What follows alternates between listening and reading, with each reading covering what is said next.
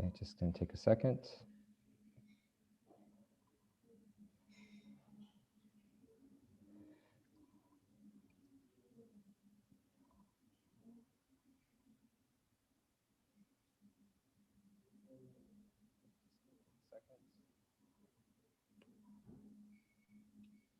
Live on YouTube. Okay, welcome everybody. Thank you so much for coming in and being here.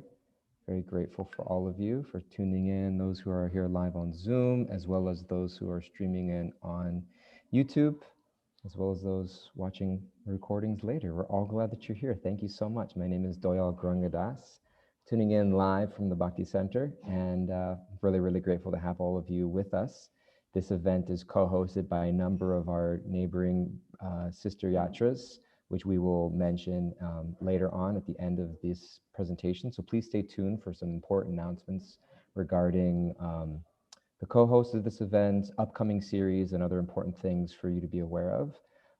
Today's presentation will be about an hour long or just a little bit under, and then we'll have questions and answers at the end. If you would like to ask questions, please send them into the chat to Yashoda Dulal, who will field your questions and then ask them on your behalf to Radhika Raman Prabhu.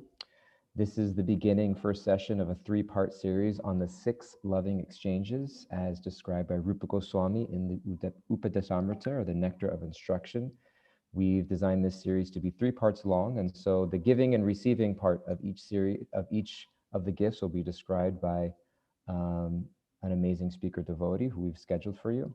And today, to kick us off, we're extraordinarily grateful to have His Grace Radhika Raman Prabhu, who many of you know, but in case for you, those of you who don't, Radhika Raman Prabhu was homeschooled by his parents in his youth and was taught Srimad Bhagavatam as the basis of many subjects. At age 13, he entered Boise State University, and at 17 graduated with 2 bachelor's degrees in philosophy and mathematics, as well as the university's highest honors. He received his master's degree a year later at 18 and a PhD at 22, both from Oxford University, writing his thesis on some of the works of Srila Jiva Goswami.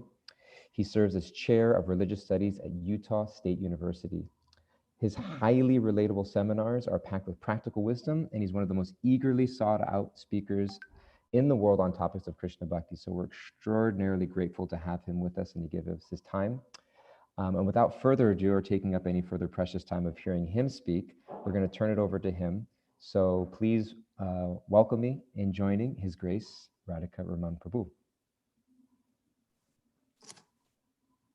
Thank you so much, Prabhu, for that very kind introduction. So I have to start off by apologizing because I've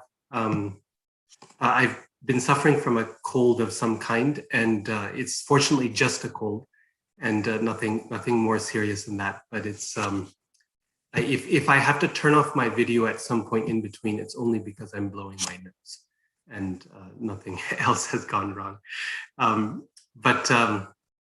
It's always such a pleasure to be at these sessions for Bhakti Center. Such a wonderful audience that you all bring together, and wonderful questions and discussion. And I know multiple communities are also co-hosting and co-sponsoring today. So my gratitude to all the devotees at Bhakti Center especially, and Yashoda Dulal Prabhu for inviting me, Venkat Bhatta Prabhu, and all the rest of their team for having me here today. It's really wonderful.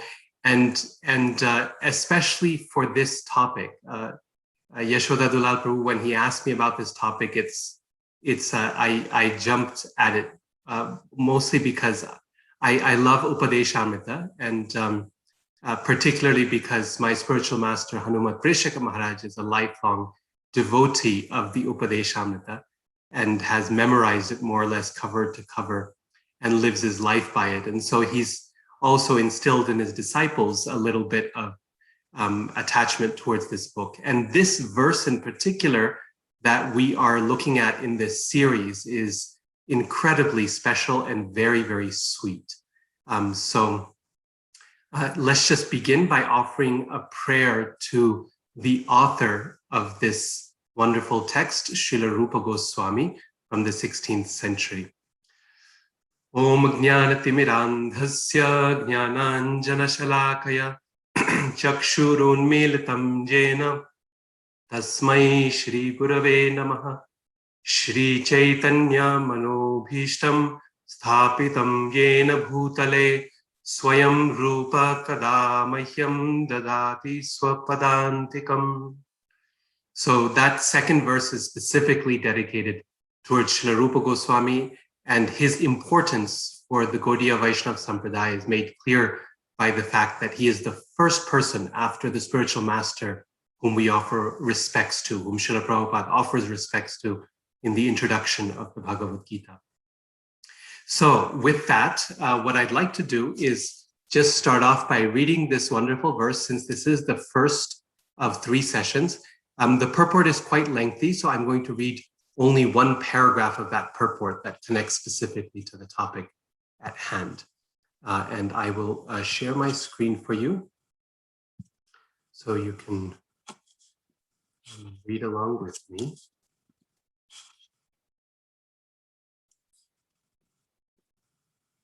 So here's the verse. Dadati pratigrihnati guhyamakyati pritchati bhunkte bhojayate chaiva shadvidham priti lakshanam. Dadati pratigrihnati guhyamakyati pritchati bhunkte bhojayate chaiva shadvidham priti lakshanam. Dadati pratigrihnati guhyamakyati pritchati bhunkte bhojayate chaiva shadvidham priti lakshanam. Translation and purport by His Divine Grace A.C. Bhaktivedanta Swami Prabhupada. Offering gifts in charity, accepting charitable gifts, revealing one's mind in confidence, inquiring confidentially, accepting prasad and offering prasad are the 6 symptoms of love shared by one devotee and another. And I'm going to start with the second paragraph of the purport. Even in ordinary social activities, these 6 types of dealings between 2 loving friends are absolutely necessary. For instance, when one businessman wishes to contact another businessman, he arranges a feast in a hotel and over the feast openly expresses what he wishes to do. He then inquires from his business friend how he should act, and sometimes presents are exchanged. Thus, whenever there is a dealing of priti or love and intimate dealings, these 6 activities are executed. In the previous verse, Srila Rupa Goswami advised that one should renounce worldly association and keep company with the devotees. Sangha Tyagat Sato Vritte. The International Society for Krishna Consciousness has been established to facilitate these 6 kinds of loving exchanges between devotees. This society was started single-handedly, but because people are coming forward and dealing with the give and take policy, the society is now expanding all over the world. We are glad that people are donating very liberally to the development of the society's activities, and people are also eagerly accepting whatever humble contribution we are giving them in the shape of books and magazines dealing strictly with the subject matter of Krishna consciousness. We sometimes hold Hare Krishna festivals and invite life members and friends to participate in the feasting by accepting prasad. Although most of our members come from the higher rungs of society, they nonetheless come and take whatever little prasad we are able to offer them. Sometimes the members and supporters inquire very confidentially about the methods of performing devotional service, and we try to explain this. In this way, our society is successfully spreading all over the world, and the intelligentsia of all countries is gradually appreciating our Krishna conscious activities. The life of the Krishna conscious society is nourished by these 6 types of loving exchanges among the members. Therefore, people must be given the chance to associate with the devotees of ISKCON, because simply by reciprocating in the 6 ways mentioned above, an ordinary man can fully revive his dormant Krishna consciousness. So Srila Prabhupada here makes, he he puts the entire purpose of this movement, or one of its purposes at least, on facilitating these 6 kinds of loving exchanges. And our focus today, of course, is on the first one, dadati pratigrihnati. And Prabhupada translates this as the give and take policy, as we just read.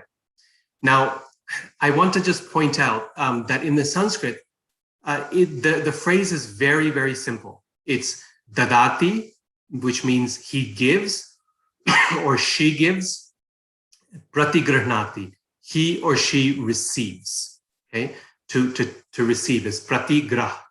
So giving and receiving, that's all it says. Now think about this give and take policy, giving and receiving. It doesn't specifically mention charity, it doesn't specifically mention gifts or food or anything in particular. It just says giving and receiving. Now, if we think about this exchange of giving and receiving for a moment, this is the fundamental foundation of exchange in our world. It's the fundamental foundation of all kinds of exchanges that are distasteful or that make this world a distasteful place or a selfish place. The question of what is it that I can get when I give, right? So what's in it for me? On one level, that's dadati pratigrihnati. I give my labor at work. Why? Because I receive in return a salary. If I did not receive that salary, it's highly unlikely I would go to work for very long, right? In the same way, in politics, what we dislike about politics is the fact that everything is a give and take. I scratch your back, you'll scratch my back. If I do this favor for you, I expect a return in the coming days when I need a favor for you, right? So whatever we dislike about politics, what we dislike about our jobs, and even in relationships, when relationships don't work out, it's often because they're founded on a give and take policy. I expected this of you, and now I'm not getting that in return. And as a result, when I'm not getting what I wanted, then that relationship is often on the rocks, and it will fall apart. So what I mean to say is that giving and receiving, dadati pratigrihnati, in a worldly context, in a selfish context, is actually the foundation of our problems in this world, right? It's that mentality that I'm going to get something for what I give. What Rupa Gosvami is asking us to do in this verse is a radical transformation of this foundational exchange we have in this world. A radical transformation, meaning we can't give up the giving and receiving. The give and take policy is here to stay, but let's ground it on an exchange of selflessness, where the foundation is where we're giving selflessly, without expectation of return. But when we receive, we also receive with an open heart and an open mind. So that giving and taking, what he's asking us is a radical transformation of the foundational selfishness that we find in this world. Now, in some sense, this dadati pratigrihnati, this giving and receiving, is so foundational that it covers the other two things that'll come in this verse as well. So guhyam akhyati pritchati, revealing one's mind, asking and answering, right? Akhyati and pritchati. Pritchati is asking, akhyati is answering or speaking. That's also dadati pratigrihnati, right? It's giving and receiving one's mind to someone. And bhunkte bhojayate is also a specific form, feeding someone and being fed by them. This is also giving and receiving of prasad. So in some sense, this first one is really fundamental. It's foundational. It underlies each one of the 6 loving exchanges in a significant way. Now, those specific circumstances of revealing one's mind and of exchanging of food, this is something that you'll hear in the coming sessions. So I'm going to focus more on the general principle of dadati and pratigrihnati, of which Srila Prabhupada gives a number of different examples in the purport that we didn't have time to read in full, but I encourage you to read on your own. He speaks about giving one's wealth in service to Krishna. He talks about offering hospitality to guests and sweet words to a guest as an example of dadati pratigranati. He gives an example of giving someone the holy name as well.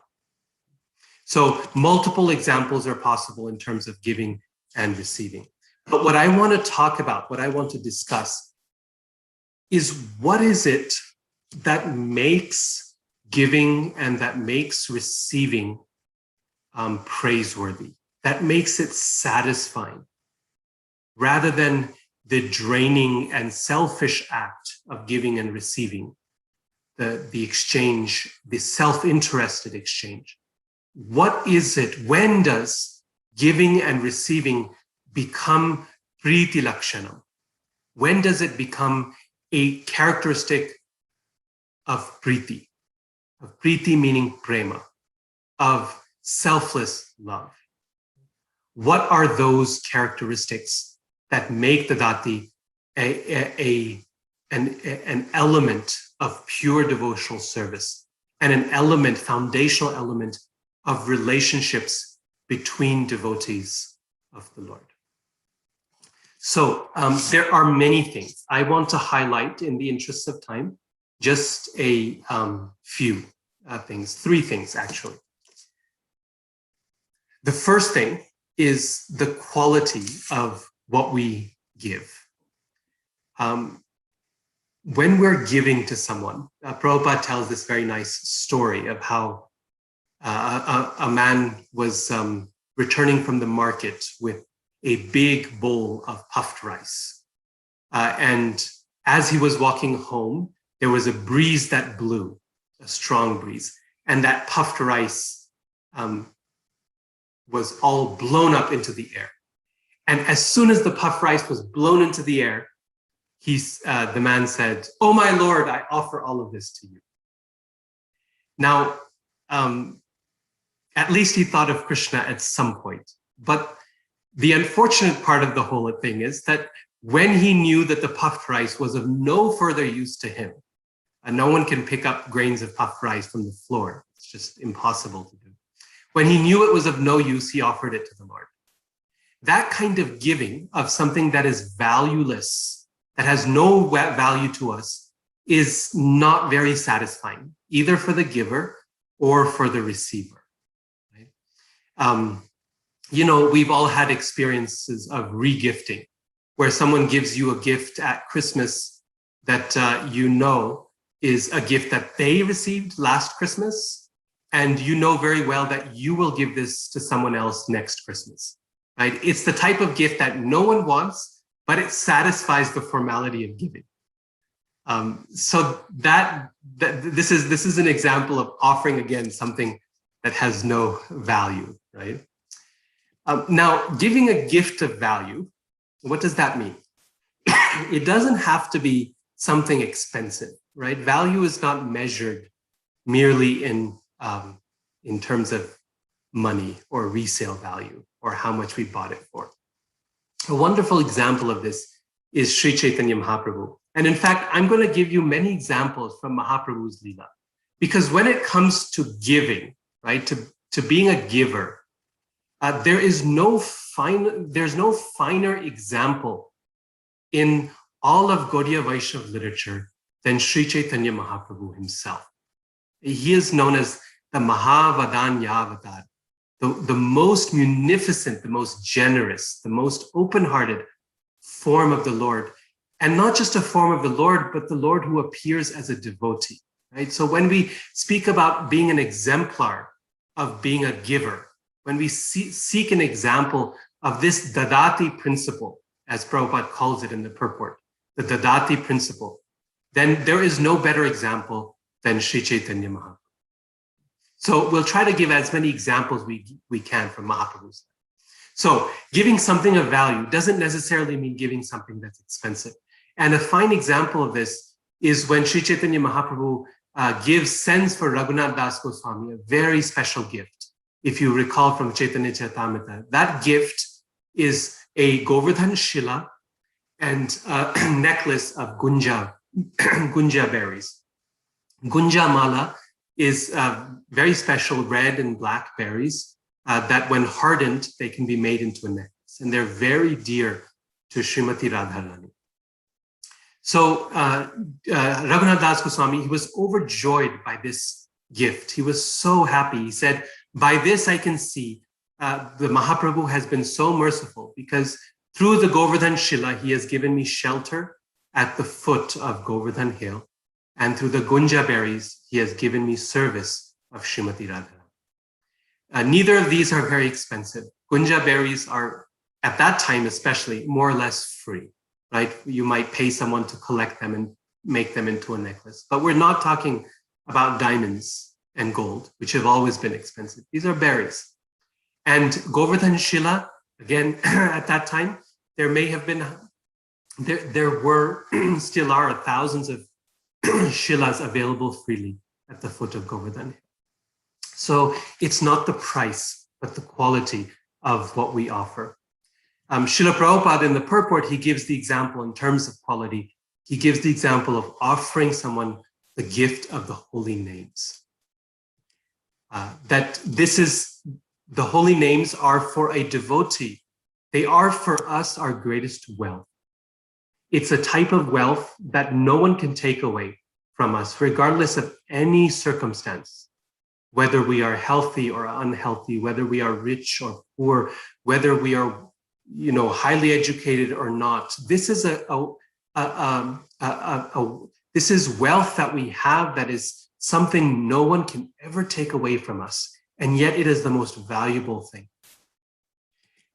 And so when Prabhupada describes the holy name as a gift, we can understand from that in any circumstance that we find ourselves, we can make a real contribution just by giving the holy names, right? If we don't know what it is that we should be contributing, what it is we should be offering, if we don't know how to express, how to practice this form of dadati, perhaps we're not very good cooks, and so we can't cook and feed someone. Perhaps we don't have money, and so we can't buy a gift for someone. Perhaps we're restricted in so many different ways. We can always make a contribution in any circumstance by offering the holy names. So the first thing is the quality of what we give. The second thing I want to mention is the mood in which we give it. We may be giving something very valuable, but if the mood in which we give it is grudging, or it's forced, or it's tiresome, right? Then the joy in that giving is lost, both for the person who's giving and for the person who is receiving. And the person receiving feels it a burden. Again, this is one of those things in Chaitanya Charitamrita that you find I find most striking about the exchanges that happen there, is that everyone is always in such a jolly mood. Right? Everyone is always in such a everyone is exploding with joy and with happiness. And think about when Raghunath Das Goswami is asked to distribute this chipped rice, yogurt, milk, and chipped rice to all the devotees in the Panihati festival by Nityananda Prabhu. Nityananda Prabhu more or less has cornered him. He's forced him to spend a lot of his money. In circumstances like that, typically most people would get very grudging. If in public we were forced in peer pressure to give something that we didn't come in planning to give.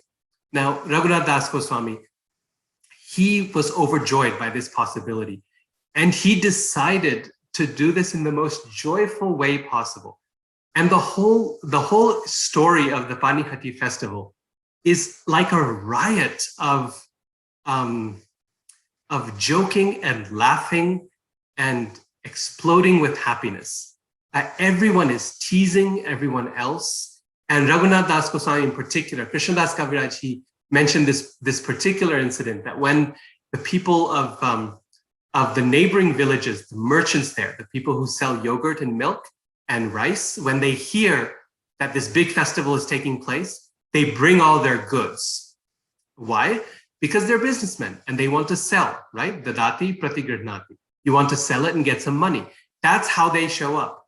But when Raghunath Das Goswami, when they arrive, he purchases all their food and all their ingredients, and then makes them sit down and eat the very food that they just sold him, right?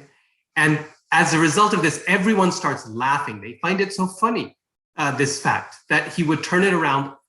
And notice what he does there, right? He takes what begins with as a selfish exchange of Dadati Pratigrihnati, as a self-interested, shouldn't say it in a negative way, it's a self-interested exchange, right? I'm going to go sell, and in the return, I'm going to get money.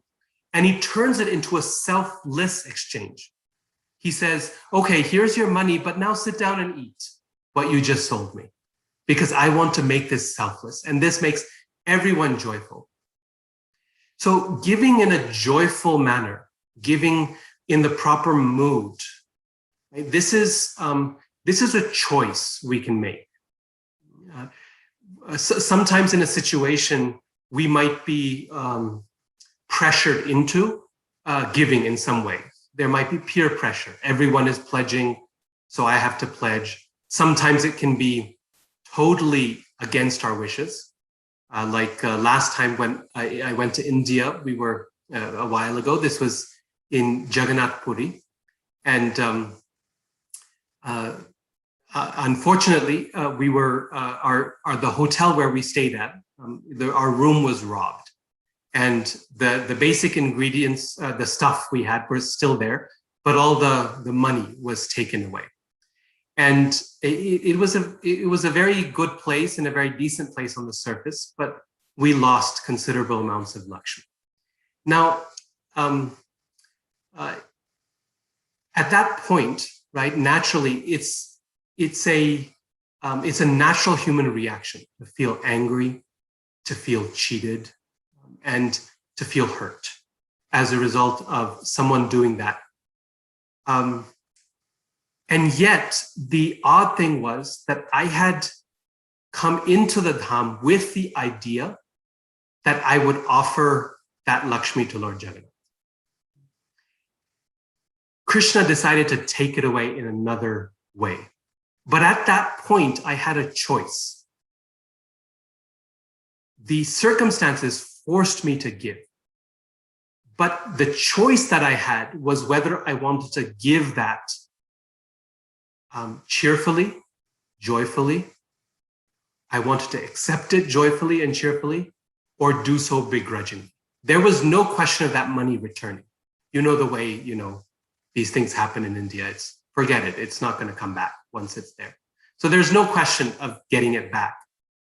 But my attitude, my response to it was my choice, right? It could end up ruining our pilgrimage, or it could mean, no, this is something that I'm going to work on, not automatically, I'm going to work on making this an act of joyful giving, even if it wasn't planned, right?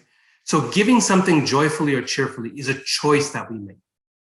It doesn't have anything to do with our circumstances. Is the mood nice? Were the devotees sweet to me or not?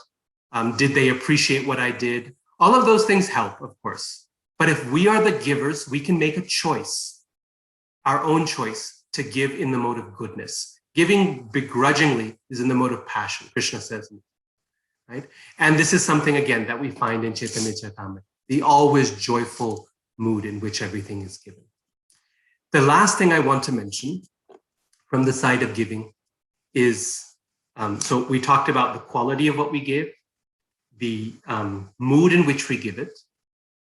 And the third thing is the quantity of what we give. Now, I know we often speak that quantity doesn't matter, it's quality that matters. But I still want to discuss the importance of this quality of this point of quantity. think about if you would be invited to a devotee's home, say for a pizza party, okay? And when you go there, now we all know how we approach pizza parties, right? You fast for some hours before that to make sure you have room beforehand. You go, you're already salivating by the time you're there, and then you show up, and what if the devotee you invited gave everyone half a slice of pizza and then said, that's it, but we have more salad for anyone who wants? Imagine the disappointment that would create. Imagine the disappointment that would create. When we give, we should give with an open heart. With an open heart. Now, this doesn't mean, again, that we have to be rich. Perhaps all we can offer is salad. Maybe all we can afford are bananas. But when we give fully. We give open-heartedly. We give with no thought of holding back. We see this in Chaitanya Charitamrita repeatedly, again and again, that these acts of giving and receiving don't occur in little bits and pieces.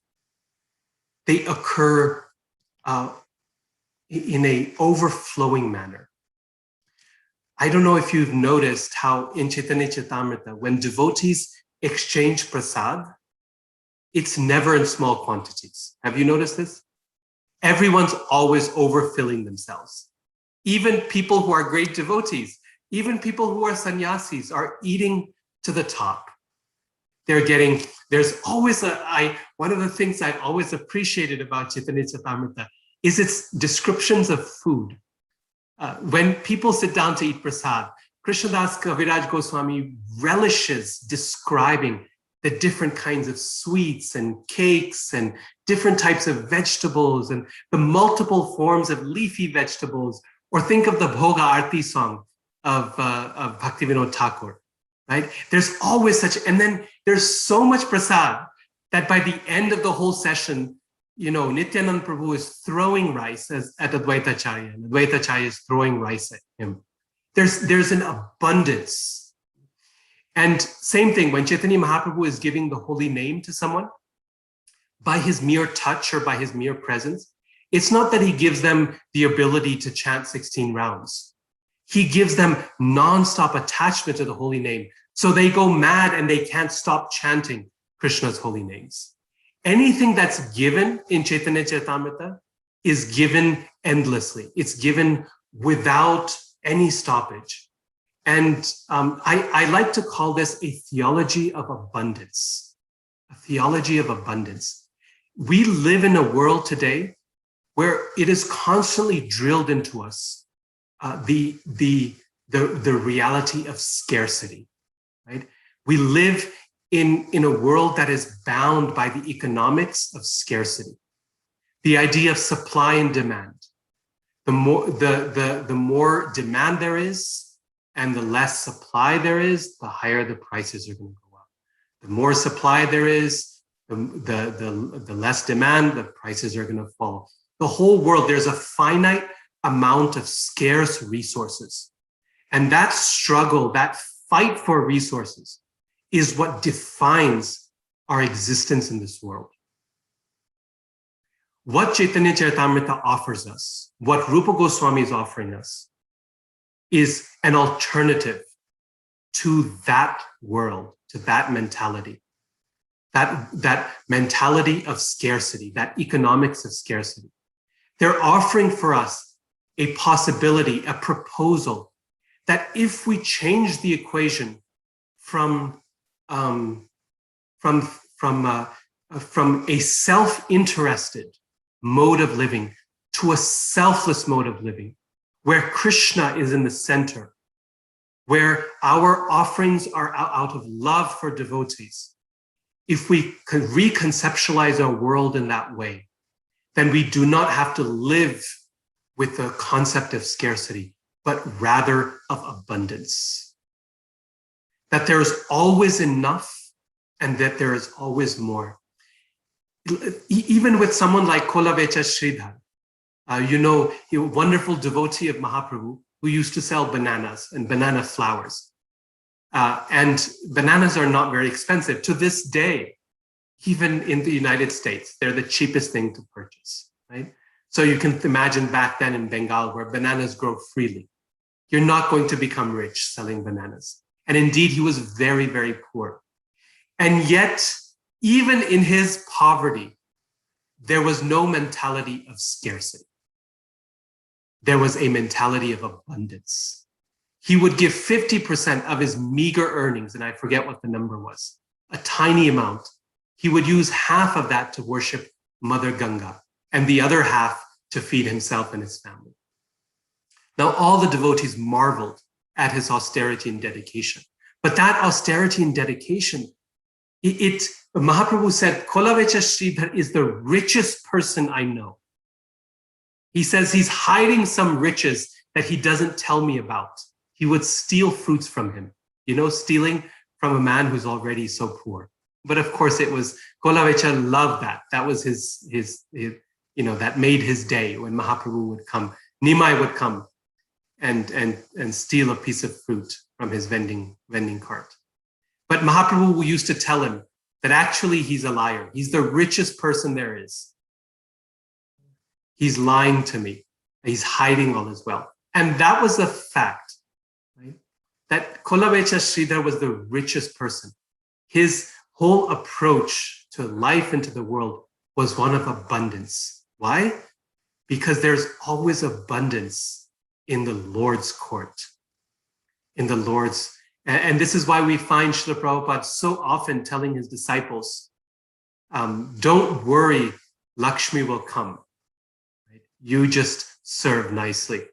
I was recently listening to a video of Jananivas Prabhu describing the early days of serving in Mayapur when nothing was there. And Prabhupada had just brought the small Radha Madhav there.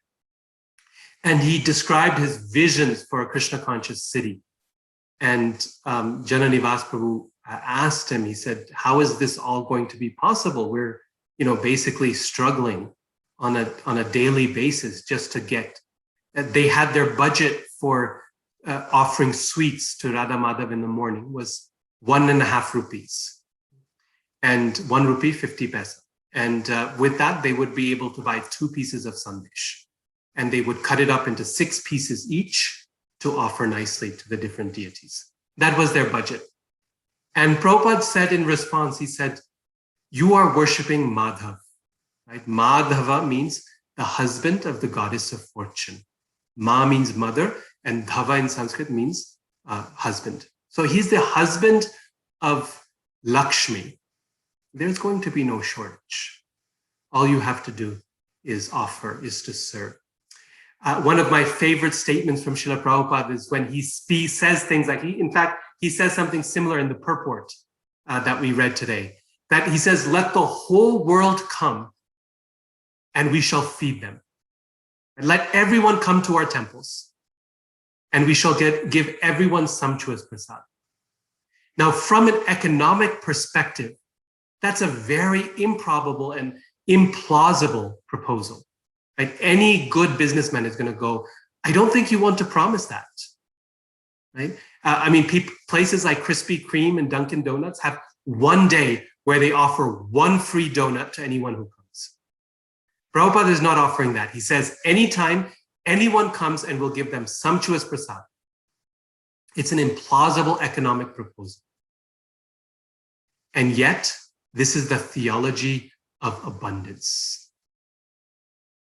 That in Krishna's court, there is never any shortage. When we give with an open heart, whatever we can give, even if it's just bananas, we give as if there is no end to bananas. Right? That there is no shortage. That is Mahaprabhu's mood. This is why he's called Namo Mahavadanyaya, Krishna Prema Pradayate. Because he's the most munificent. He opens his hands and he expects all of us to open our hands and hearts and to give as if there is no tomorrow. And when we give in that way, when we give selflessly, there is no limit to what we can give. So these three things I wanted to mention in terms of giving: the quality of what we give, the mood in which we give it, and the quantity in which we give. When we see these three things align, then that giving everyone praises in this world. Devotees, non-devotees, everyone who sees it, any good person is going to see that kind of giving and say, this is extraordinary. This is truly selfless. But before we conclude, I want to speak about the other side as well. Dadati pratigrahnati. Pratigrahnati, or receiving. The receiving part is just as important in this exchange. How do we become a good receiver? You see, very often, all our emphasis is on the giving. Most of the time, we emphasize how we ought to give, how we ought to give in charity, we give with an open heart, etc. But actually, the receiving part is just as important, and it's just as difficult as the giving part. This can sound counterintuitive because, I mean, we might think, well, giving is tough, but getting a gift, that's fun, right? Who doesn't want to get a gift? Where's the issue there? Where's the problem there? But in reality, it's much more challenging than we might at first expect. Prabhupada, in the purport, he mentions the Dadati principle, the giving principle, but he also makes reference to the Pratigrahnati principle. He calls it a principle, Pratigrahnati principle, the receiving principle. And he says that we have to be willing and ready to receive a transcendental gift. We have to be willing and ready to receive a transcendental gift. He also says that we have to receive it with an open mind.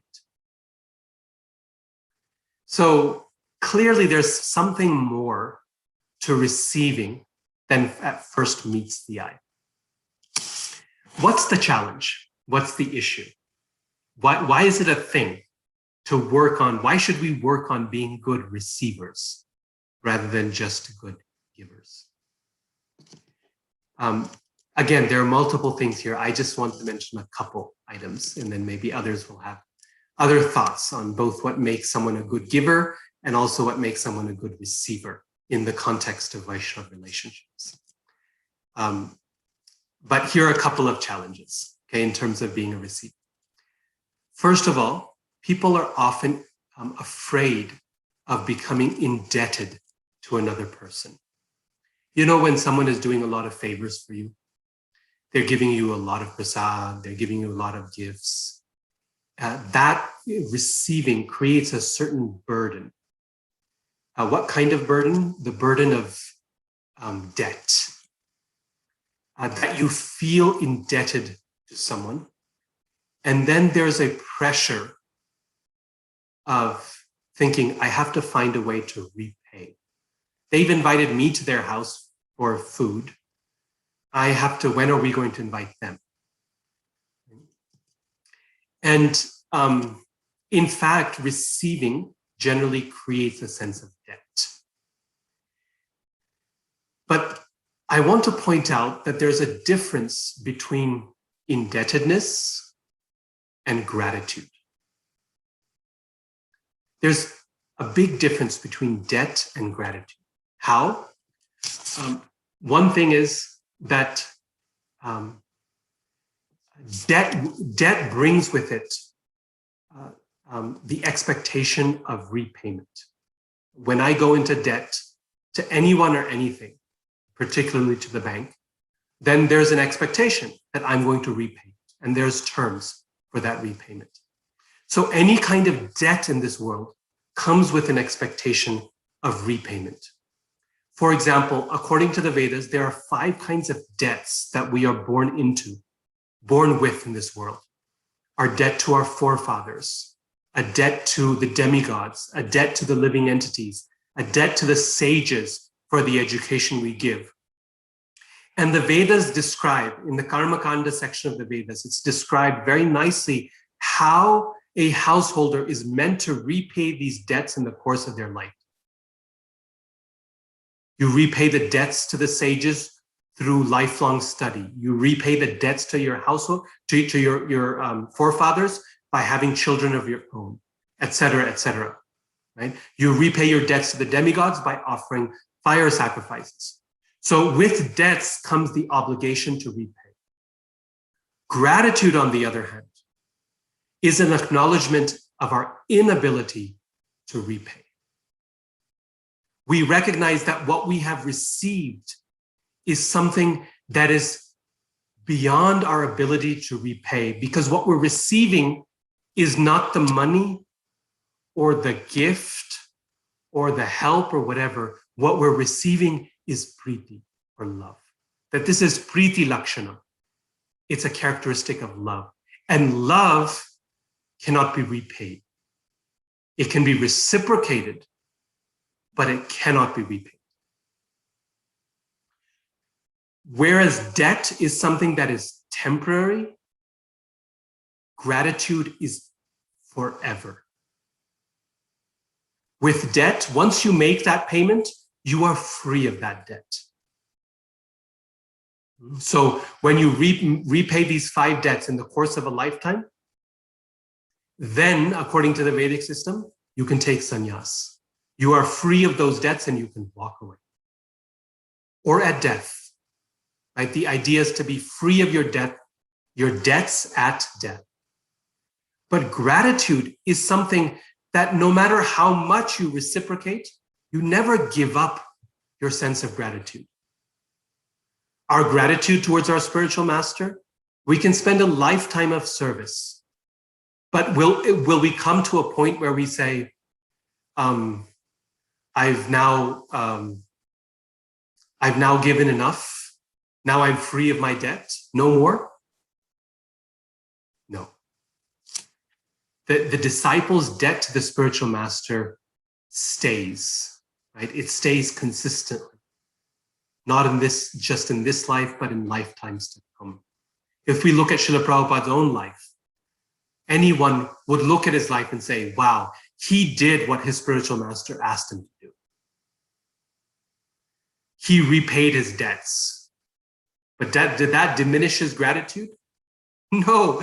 If anything, it increased his gratitude towards his spiritual master, isn't it? The more and more success Krishna gave him, the more he felt that his debt to his guru was even greater. So debt is paid off. It reduces over time. Gratitude only grows over time. You see the difference between debt and gratitude? One expects repayment. The other recognizes our inability to repay.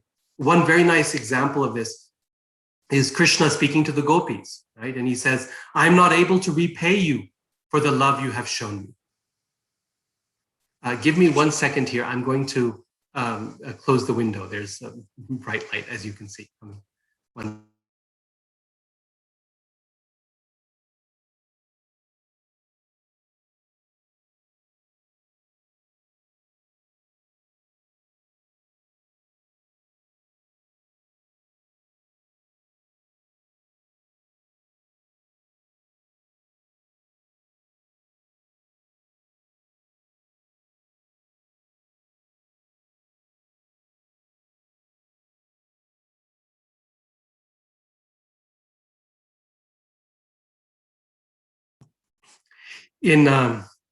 Also in the Ramayana, when Mother Sita, right, when Lord Ramachandra, when Hanumanji, he delivers the ring, finds Mother Sita, after the whole Ramayana is over, and everyone is back in Ayodhya. Lord Ram and Sita have been coronated king and queen of the land, and all the monkey army and all the generals, They're all present in Lord Ram's court. And Lord Ramachandra is reciprocating, expressing his gratitude towards each one. And in that tender moment, Lord Ram gives a special gift to Mother Sita. He gives Sita this beautiful pearl necklace. This is his gift to her. And Sita Devi turns around and tells Lord Ram that I want to give it to someone else. I now want to hand this to someone else who I'm so indebted to, so grateful for. And that's, of course, Hanuman, who made this whole Ramayan story possible. And Sita Devi tells him that there is no way I can repay you for the service you have done. Now, on one level, she could have repaid him, right? Repaid him for the expenses he incurred while searching for her, repaid him for the time that he spent in that search, repaid him for the expenses of the flight across the ocean to Lanka, right? Many ways she could have repaid, reimbursed him for his expenses. And even good businesses will do that. They'll reimburse their employees.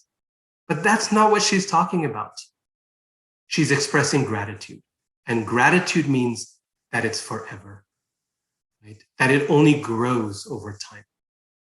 So in our being a receiver, we want to think in terms not of debt, but of gratitude. Not fear the debt from devotees. Oh, I can't take that otherwise, or I can't receive that because I'll be indebted or that'll be a burden, but rather to receive and then to be grateful. No matter how much we do for that person, our gratitude for what we've received does not diminish. The best way to express gratitude, whenever we do so, is to be specific in our expression of gratitude. For it to be heartfelt and for it to be specific. These two things, right? It should be genuine. Heartfelt, I mean, it should be genuine. It should be honest. What is it that we're grateful for? And in that, we should be specific in offering our gratitude. One of the nicest examples I find of this is in the Chaitanya Charitamrita in Madhya Lila, chapter 15, when all the devotees have come to Jagannath Puri to meet Sri Chaitanya Mahaprabhu for the Rath Yatra festival, as they do every year. And they're all leaving now to their various places of service in Bengal, mostly. And as they leave, Mahaprabhu calls forward each group of devotees from different villages, different places, sometimes individual devotees, sometimes family groups. And each one he expresses his gratitude. And it's worthy of study to see the way in which he expresses his gratitude. For each one, he specifies what is it about that devotee that he is so grateful for. With Raghav Pandit, he highlights the way in which Raghav Pandit offers the finest coconuts to his deity of Krishna. What a thing to appreciate.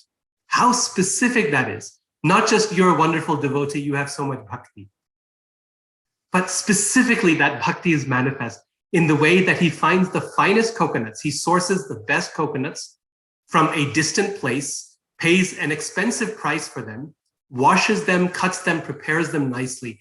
And they are so wonderful that sometimes after the offering, all the juice in them is gone because the Lord himself drinks it. When the residents of Kulinagram come, Mahaprabhu says, I am your property. I have no way to repay you. Why? Because your forefather was a great poet by the name of Gunaraj Khan. And in his book, Shri Krishna Vijay, he mentions one verse. And because of this verse, I am now sold to the people of Kulinagram. The verse goes like this. Ek bhava bandho hari joda kori hat, nanda nandana Krishna mora prananath. Ek bhava bandho hari joda kori hat, nanda nandana Krishna mora prananath. Gunraj Khan is saying, with folded hands, I offer my respects to Lord Krishna, the son of Nanda Maharaj, who is my life and soul. And he says, just because of this verse where he calls Krishna his life and soul, I am forever bound to the people of Kulinagram.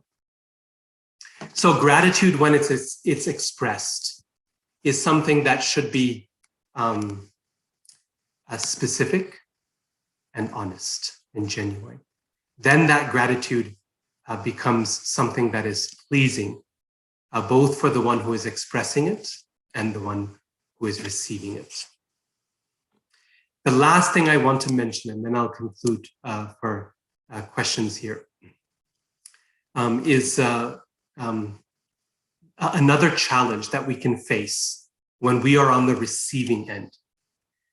When we receive something, we sometimes have a tendency to deny it, to reject it, as a result of maybe humility or as a result of embarrassment. Of course, some protest is natural. We say, oh, you're being too generous, as a way of appreciating what that person is giving, or I'm not deserving of such words of praise. But ultimately, it is our duty to accept as part of that loving exchange. Sometimes when we offer appreciation to someone, too often people will ignore that appreciation. They'll say, no, that's not true. No. Or they'll pretend like they didn't even hear it. Or they'll walk away from it, or they'll reject it outright. That's not who I am. But we must accept, even if it's an austerity, to hear such praise or to reciprocate such a gift. It is much easier to reject money than to take responsibility for it and use it in Krishna's service. It's much easier to deny someone's praise than to accept it as a blessing and attempt to live up to their words.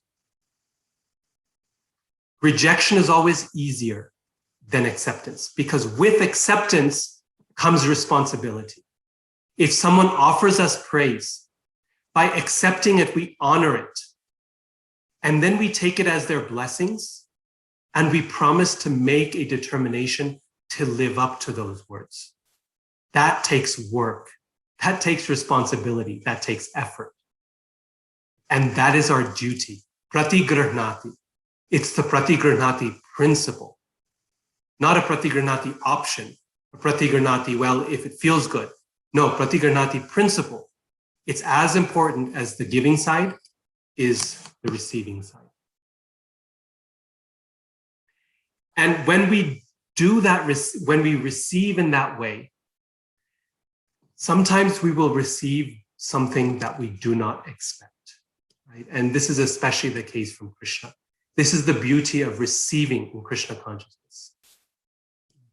If we're willing to be a receiver, and we're willing to accept what we receive, and we're willing to see it as a sign of Krishna's care and his love, then what we receive from Krishna, even if it is difficult, will help us grow in our loving relationship with the Lord. Sometimes what we receive is not what we want. It's not what we desire. But if we sincerely practice being a receiver, not just being a receiver, but we practice receiving, it takes as much practice as giving does to receive, to be open-hearted to Krishna's gifts and to the Vaishnava's gifts. But when we practice being open to Krishna's gifts, whether those gifts look like what we had hoped for, or sometimes they don't look like what we hope for, then even when those gifts involve trouble, or they involve difficulty, or they involve challenge,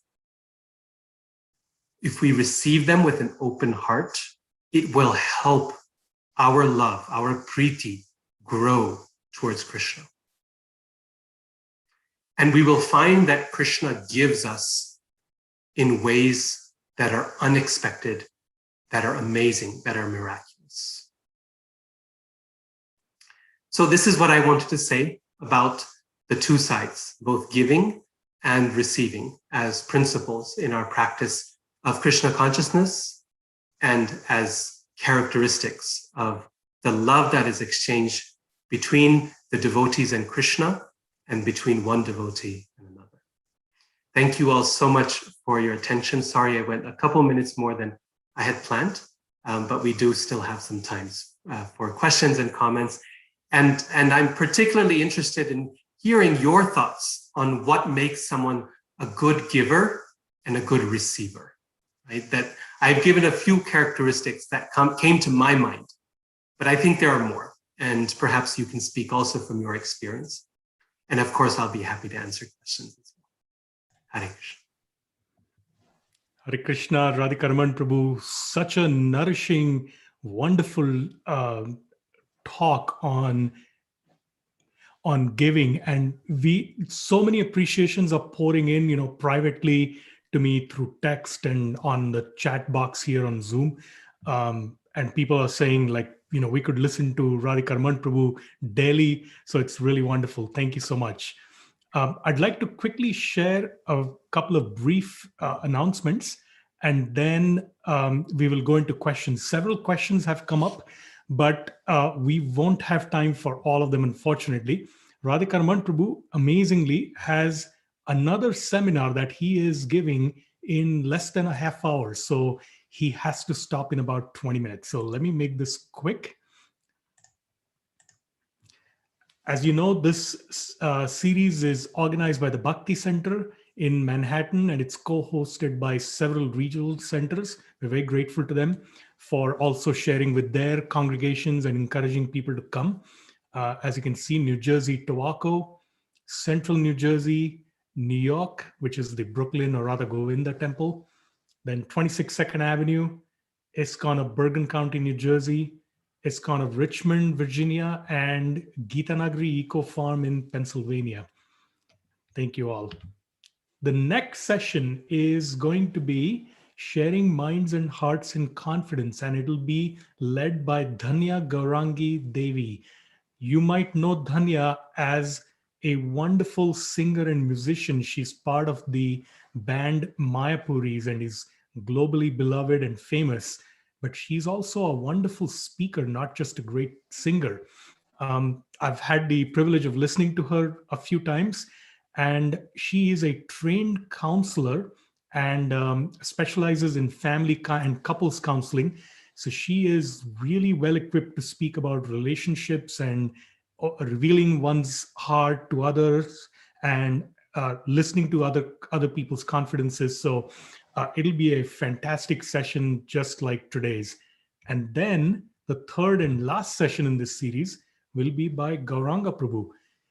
He is going to speak about giving and receiving prasad, feeding bodies, nourishing souls.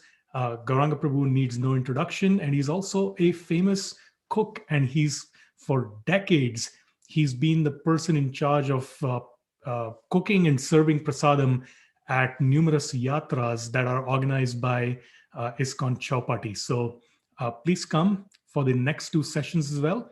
Dhanya Gaurangi next, and then Gauranga Prabhu. So with that, let me launch into the first question, and it's actually a combination question, Radhika Raman Prabhu. It comes from Devaki Preeti in Gitanagari, your godbrother Jagat Guru Prabhu in Santiago, Chile in South America. And it's around the concept of coming up to the level of giving selflessly. Whereas currently we may have expectations of reciprocation. And Jagat Guru Prabhu also added that what if there is no desire to give, or there is weak desire to give? So how do we develop that desire to give? And how do we select someone in particular to give those gifts to? Yes, so wonderful questions. Thank you to both of those devotees.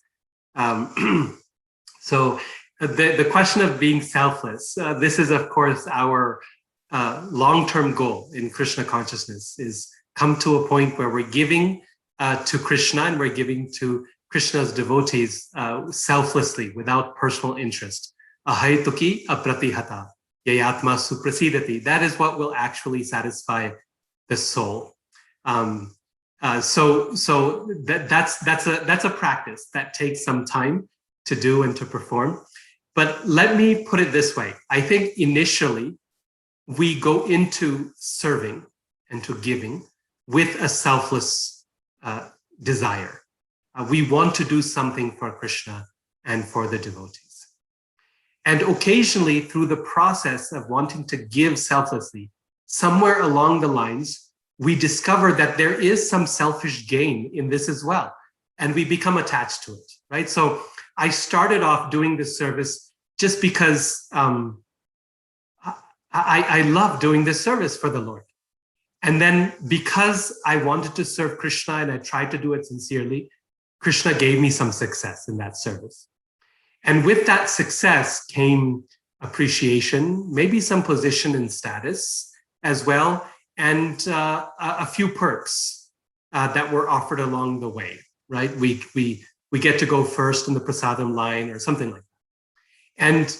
And we eventually end up becoming attached to those perks, to the benefits that accrue, so that if a circumstance arises when those benefits or perks are taken away from our service, we're divested of those, or we don't receive them even as we're doing that service, it causes a lot of angst and a lot of pain and a lot of worry.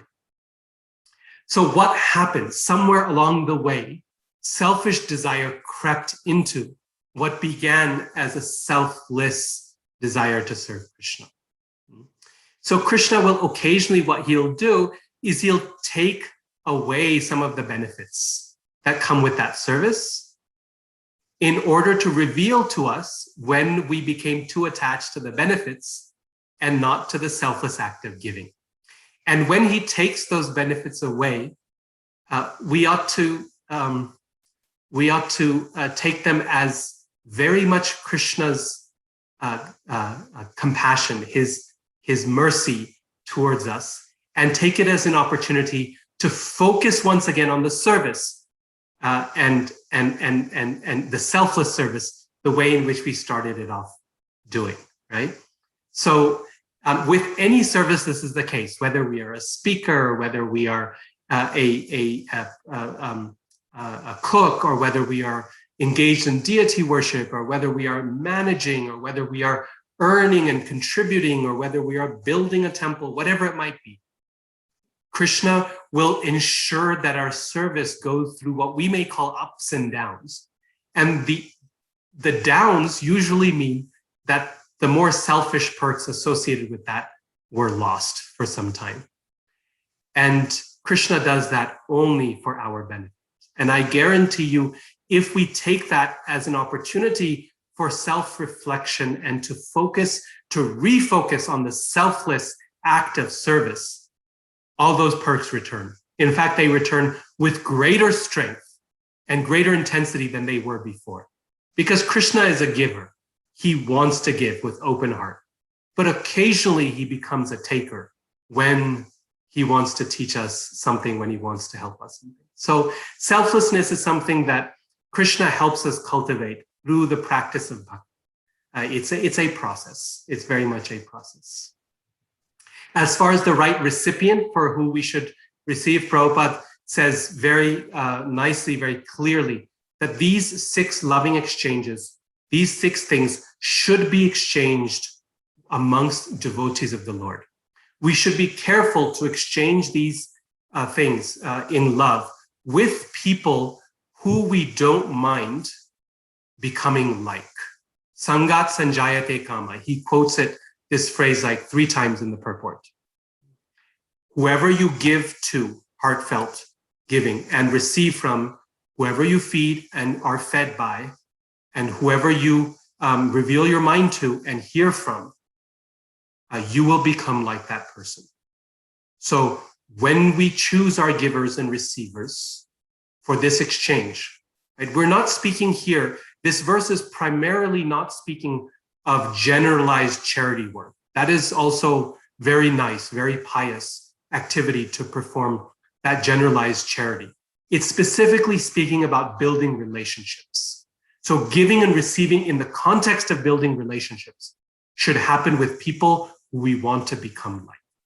Now, in terms of giving charity as an act of humanitarian compassion, that can be given to any worthy receiver. And there's a whole different criteria for who is a worthy receiver when it comes to a worthy recipient, when it comes to the act of general charity giving. So that would be the topic of another talk altogether. But in this context, Rupa Goswami is speaking particularly about love exchange between devotees in the context of wanting to, where both sides want to build a loving relationship with each other. Thank you, Radhika, Raman, Prabhu. So we've got 10 more minutes. Hopefully we can squeeze in a couple of questions. Yes. The next question comes from Anonymous. I am struck by the idea, this person says, that in Krishna's court, there is no scarcity. So that when we give without limit, we give generously. This seems to imply that when we give to others, we should see it as Krishna giving what is actually his, meaning Krishna's, and we are just assisting him. Is that a correct idea? Yeah, ultimately there is nothing of our own to give, right? When we give and when we receive, we are giving and receiving something that we have borrowed anyway, that belongs to the Lord and is meant to engage in the service of the Lord. This was Prabhupada's premise in being willing to accept donations, for example, that many sannyasis during his time did not accept, did not want to accept. His point was, this does not belong to me. When I receive it, I'm not taking it as mine. And when you're giving it, you're not giving what is yours. This is an exchange that's merely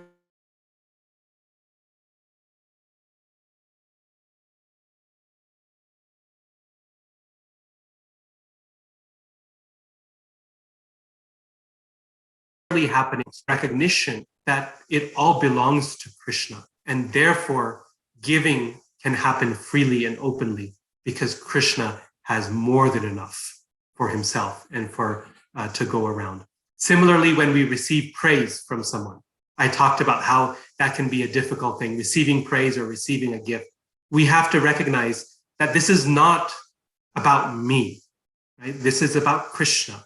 He's the one who's given me some ability or some asset or whatever. Krishna is the one who's given me this opportunity to serve.